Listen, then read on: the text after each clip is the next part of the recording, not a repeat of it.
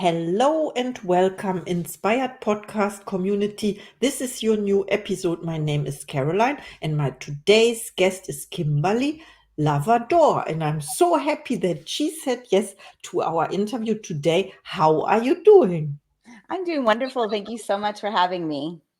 Oh, thank you so much again. And I would love to introduce you to the audience, of course. First, you are the founder of Systemize for Success and a virtual life alchemist helping soul-driven entrepreneurs, coaches, and healers streamline their operations and automate marketing to align with their business goals. Using a blend of technology and intuitive strategies, you empower clients to create efficient systems that save time and scale their businesses effectively without sacrificing balance. Welcome to the Inspired Podcast, Kimberly Laverdure. Thanks, Caroline. I'm so happy to talk to you today, and it is so important what you have to say, your message. And my first question is, how did your personal journey inspire the creation of Systemize for Success? And what challenges did you overcome to shape your approach? There was quite a bit, actually. I started out in corporate and small business, worked in the mainstream workplace for just about 17 years, owned my own businesses since I was 17, helped other people run, worked in administration. So I have a lot of experience in that area. And then in 2007, I had a disc rupture in my back. It actually completely disabled me. I've had 3 surgeries since then and was unable to work.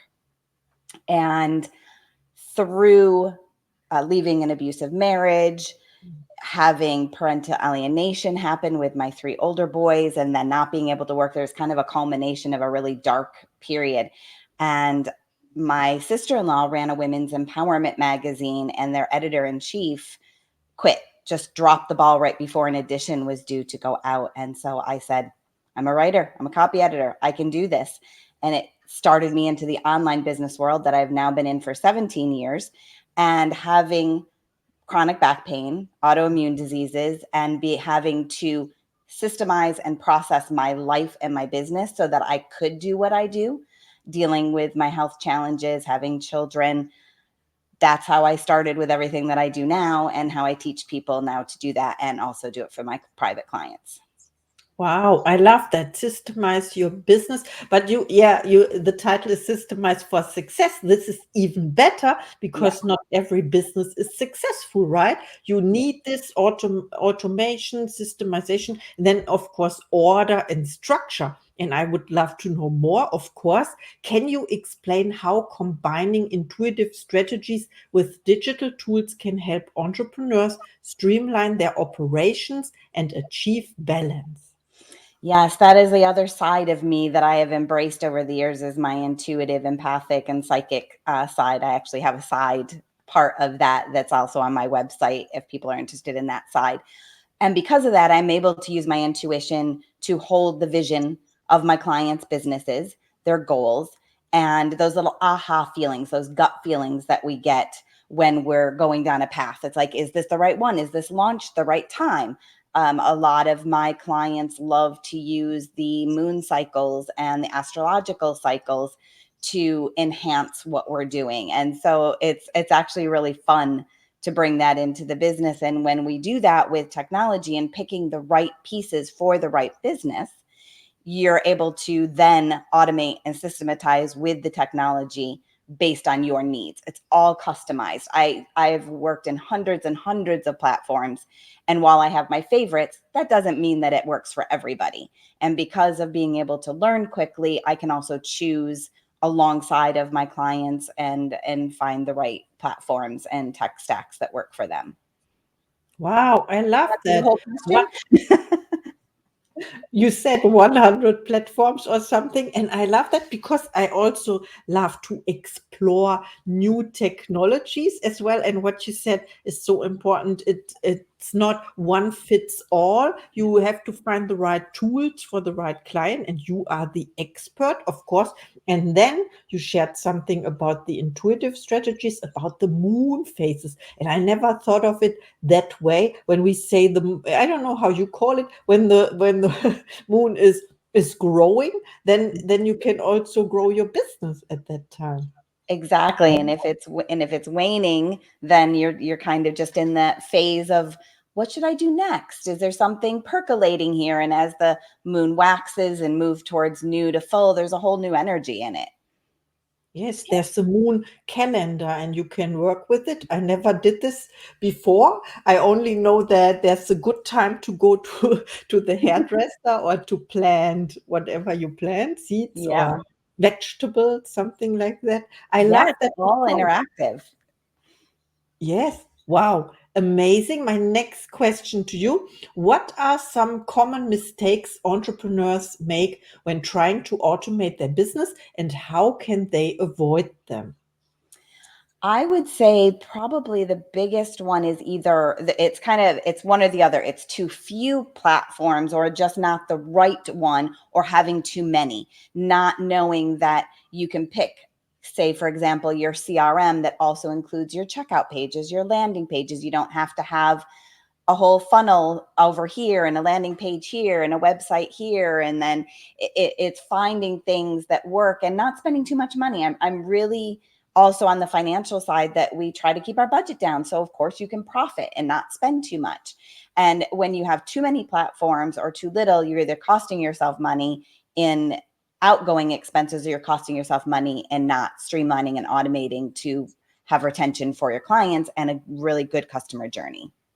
Yes, that is exactly what I witnessed as well.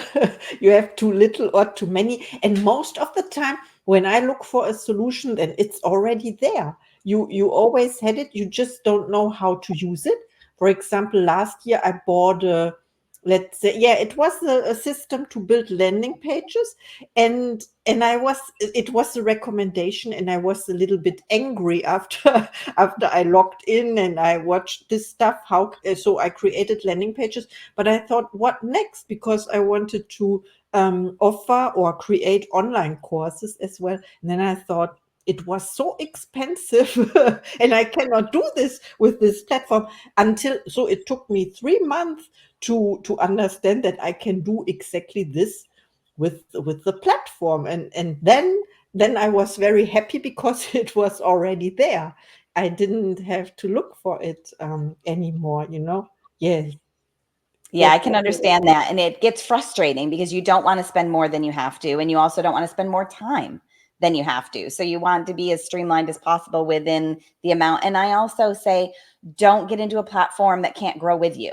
You can start small, but make sure that you can grow with it, because eventually you will have to switch to a platform that can handle your expanding business and your next up level. So starting in one that can grow with you in the short term as you're building is really important. And then later on, when you have the money, you can switch to a larger platform.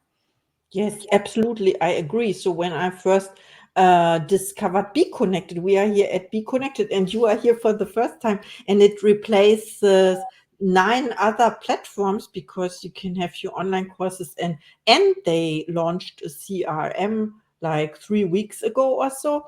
And I love it because you can start for free. I have to say this because most of the people or coaches are looking for when they have video conferences or so.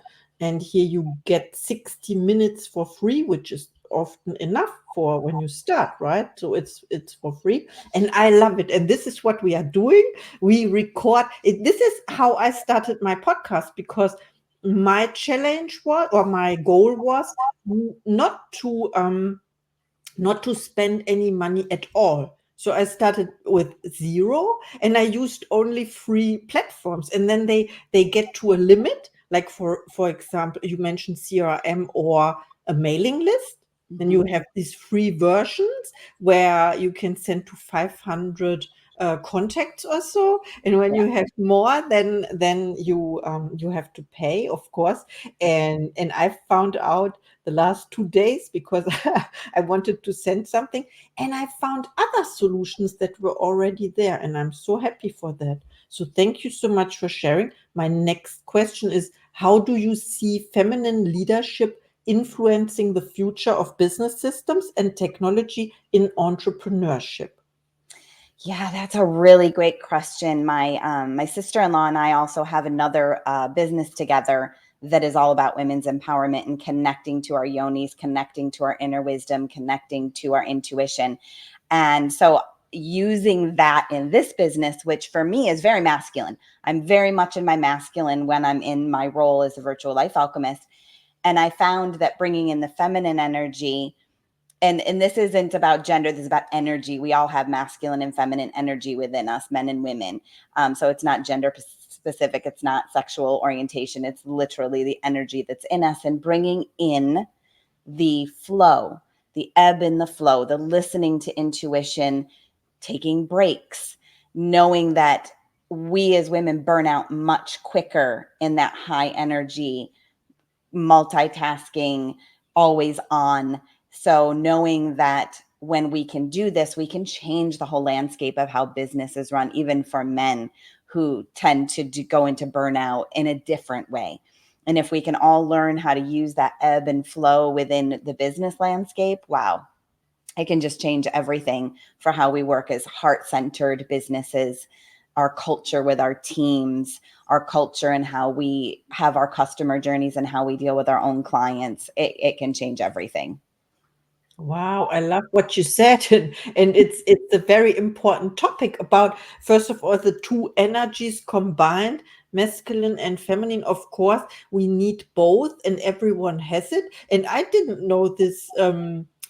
I don't say either, because no, I mean, I was not aware of it until 2 years ago, or 2022, something like that. When I thought, oh, I always suppressed my feminine side. I worked as an accountant the last 25 years or so. I had my own company with employees, and I didn't want to do it anymore. And then I set the goal to tap into my feminine, and this is what I do. Like, you see the flowers, so I I love it. allow myself, yeah, I allow myself to have flowers and bees, and I had never the color pink or red, for example. I didn't allow myself, or my parents said it is, yeah, it is for, those princesses, but they saw me like a boy or so. So I had only green and blue color. And now it is so important what you said.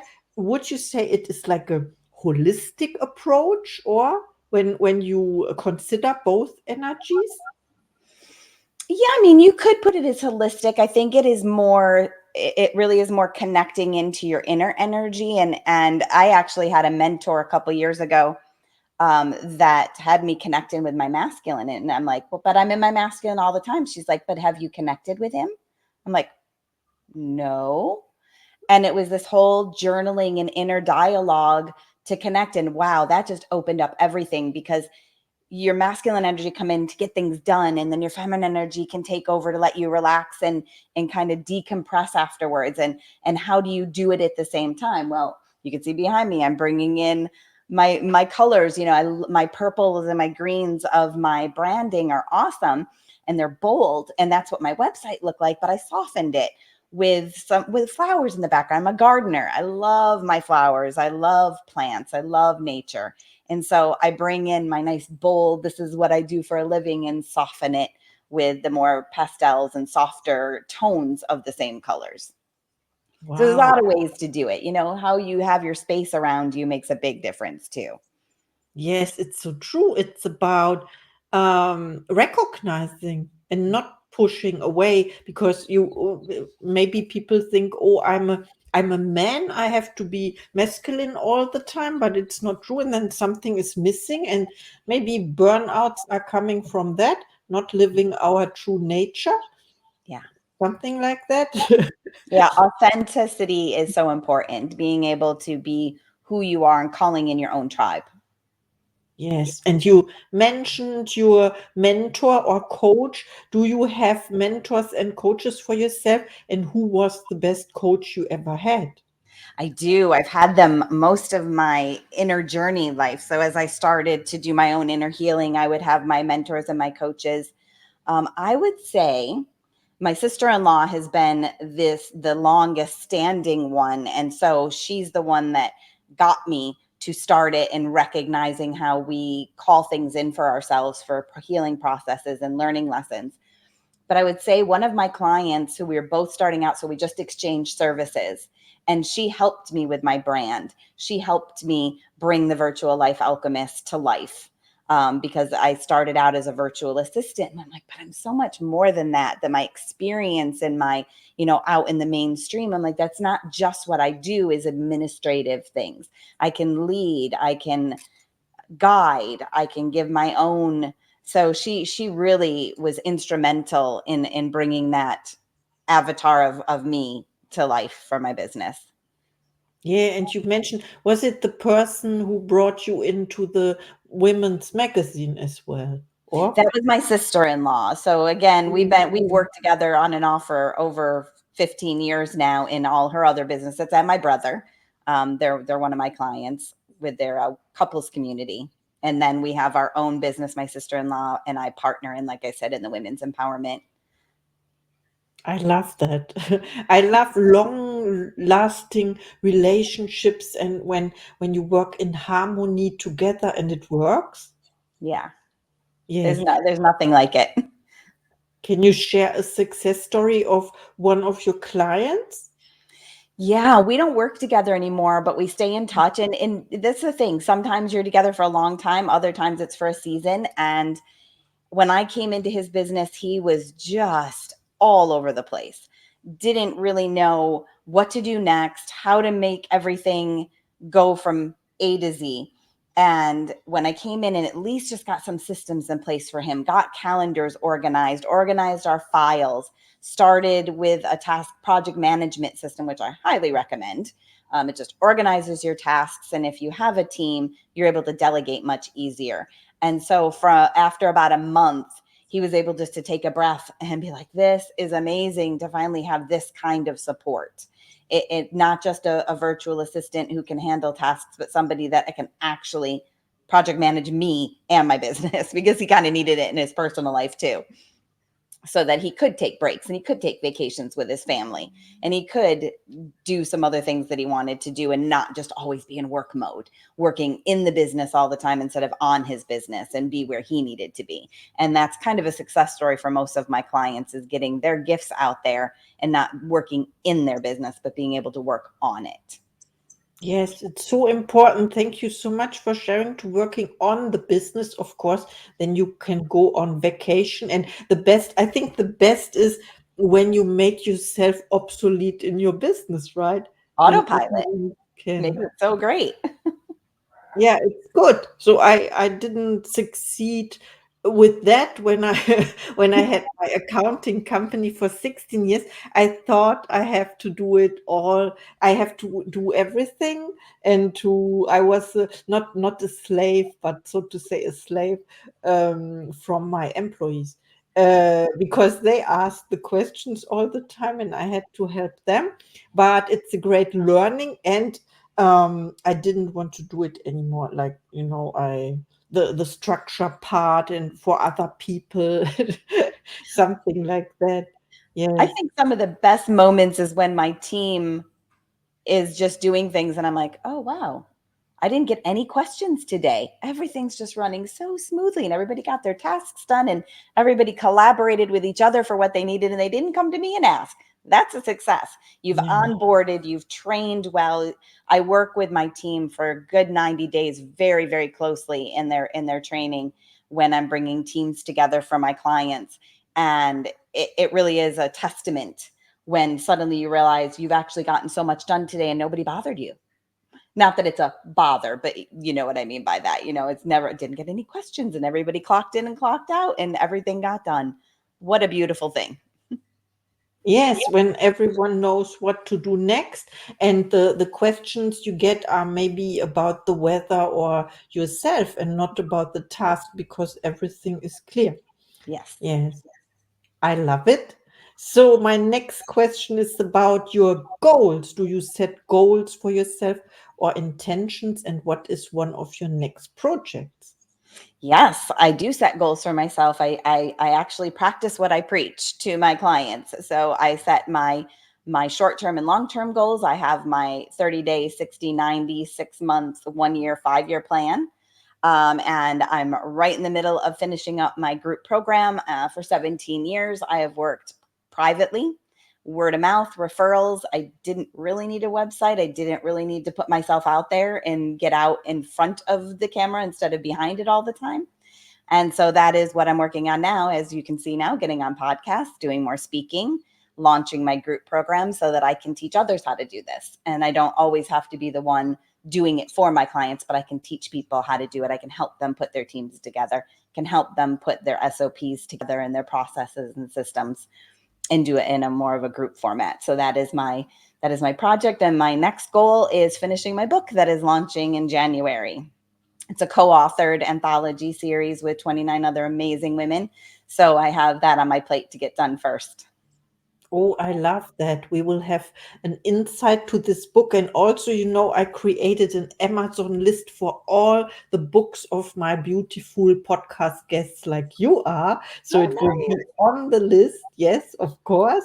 Thank you so much for sharing. It's an amazing interview. And I think I have what was my last question is when people reach out to you after listening to this podcast episode or interview, do you have special offers and services, and where can we find you? Yes, I think the best way to find me is virtuallifealchemist.com or Kimberly at virtuallifealchemist.com to get a hold of me for them. Some of my resources are on my website. And if there's something that you don't see and you're curious if I have them or just want to learn what I do, you can email me as well.